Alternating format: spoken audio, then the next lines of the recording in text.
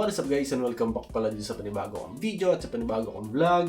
And today is the day na i-unbox na natin tong Segway 9bot E3 na nabili natin kahapon. So wala na muna ako masyadong sasabihin ngayon, mamaya na lang siguro habang tinetest drive natin siya.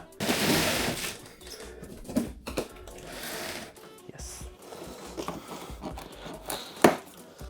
So ayun pala, pagbukas pala natin, makikita na pala natin dito yung mga pag-unbox. So basically ito yung magiging process ng pag-unbox. May tatanggalin, tapos skateboard. Yeah, ganyan. Tapos ito naman yung pag-assemble niya. Okay? So i-connect yung connector, tapos scan QR code, download Segway Mobility app. So, yan. So basically dito na siguro lahat ng mga kailangan nating malaman para siya matanggal. Okay, so i-velcro pa siya. Ayan, so tanggal na natin unang-una yung mga screws. So pagtanggal natin ito, basically, and ito yung charger, yung adapter, tapos ito yung cable adapter, tapos manual user na may kasamang Allen wrench sa 5 screw. Tapos ito yung specification, no?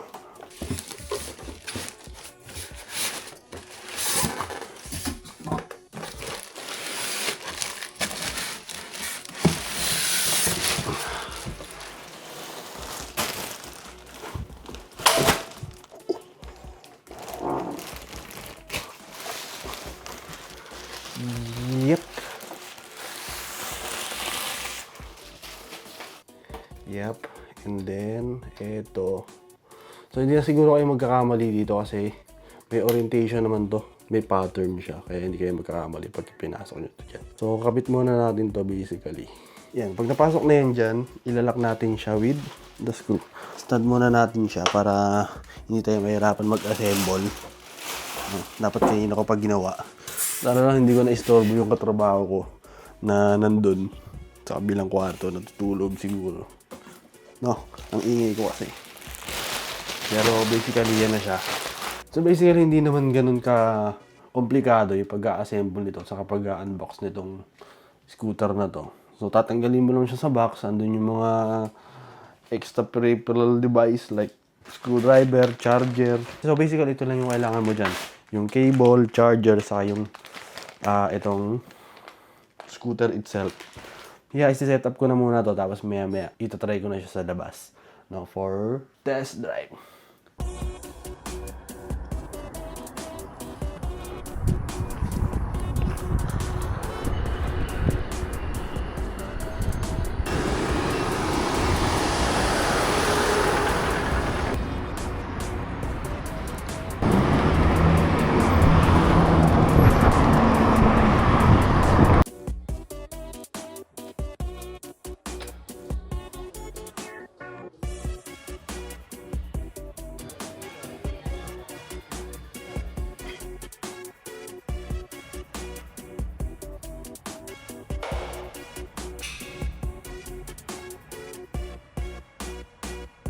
So guys, ito yung sinasabi ko sa inyo na mas maganda pagka mayroong bike o scooter. Kasi nga, ito. Tignan nyo. So, ito yung location ko ngayon. Dito. Tapos ito yung pupuntahan ko, gym. Ngayon, kung magtatram ako, sabihin natin magko-commute ako. So, aabutin ako ng 40 minutes. Okay? Kasi nga, layo ng dinadaan ng bus dahil pampaikot-ikot. Ganyan-ganyan. No? Kaya inaabot ng 40 minutes. Kung maglalakad naman ako, 1 hour. Okay? Pero kung nakabike ako o naka-scooter, ayun o, tingnan nyo, halos 15 minutes lang nandun ka na. Kaya napakaganda na meron ako nitong electric scooter kasi nga, mas mapapadali yung pagpunta ko sa mga grocery, gym, tapos kung sakali pupunta ako sa park, so madali na lang yung transportation. So nagamit ko yung scooter papunta dun sa my gym. Tapos pag-uusapan na rin natin yung mga nagustuhan ko dito sa electric scooter. So far, wala pa naman akong hindi nagustuhan dito sa scooter, pero halos lahat ang ganda. So next time na lang siguro ako magja-jogging kasi kung napansin nyo sa video, ayan, may mga gasgas ako. Dahil sa basketball, nag-basketball ako nung unang day off. Pero okay naman siya, wala naman siyang pilay. Kaya lang mahapdi nga lang siya pagka napapawisan. No? So yeah.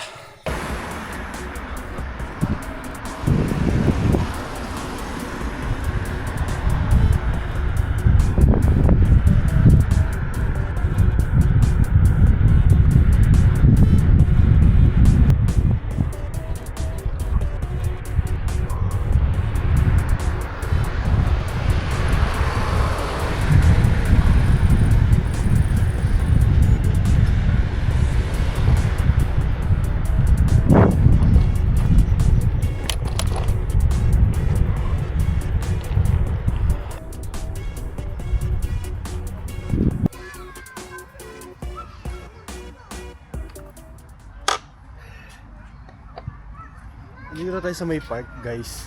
And ginabi na tayo, wala na siya masyadong araw.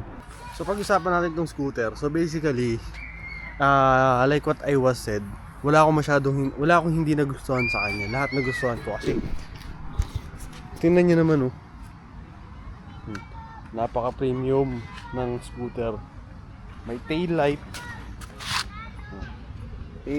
tapos may headlight, okay? May signal light, left, right. Top speed niya is basically 25 km per hour. Pero okay na yun, mabilis na yun, no? Kasi parang may batas yata sila dito na yung mga electric scooter, electric bike, e-scooter, e-bike, dapat ano lang, 25 km per hour lang. Pero mabilis na yun, guys. Saka may mga bike lane naman sila rito. Karamihan sa mga kalsada dito may bike lane. Tapos pagka hindi ka naman dadaan sa bike lane kasi wala kang choice, dadaan ka sa kalsada, nagbibigay naman sila ng way para sa mga scooter, bicycle. Kaya nga ang ganda sa bansa na to eh. So balik tayo dito sa pinag-uusapan natin. Ayan. Ang ganda nung ano niya, nung suspension niya. Halos wala akong maramdaman na dagdag kasi may suspension siya dito. May suspension din siya dito. Pakita ko sa inyo yung suspension. So ayan. Ayan.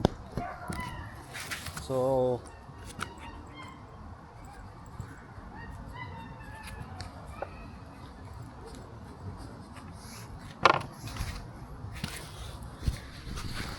diba, sobrang napaka-smooth ng suspension niya. Hindi kasi talagang kasi talagang may nasakyan ako na scooter. Talagang matagtag siya. Hindi halos parang hindi ako makatagal ng 1 minute nun, 2 minutes na. Basta hindi ako makatagal na nakasakay doon sa scooter na yun kasi gumagano-gano talaga yung pakiramdam ko. Unlike dito, ang sarap niya patakbuhin. Tsaka hindi siya nakakangalay kasi sakto lang yung ano niya, yung height ng handle. Ayan, tapos hindi rin siya mabigat. Halimbawa, naubusan kayo ng battery, no? Naubusan na kayo ng battery. Kailangan mo lang tong buksan, pati ito buksan. Ayan, tapos tutulak mo siya dito. Sabit mo to dito. Ayan, naubusan kayo ng battery, no? Pwede na kayo mag-bus gamit to, no? Pwede na kayo mag-bus yan. Ganyan. Top speed niya 25 km per hour. Ngayon kung palagi ka naka 25 km per hour, ang maximum range na matatakbo mo is 30 km, no? Pero kung nagtitipid ka, medyo mabagal ka magpatakbo, like for example 20 km per hour lang to 15 km per hour lang, pwede umabot hanggang 44 km, 45 km yung max range nito.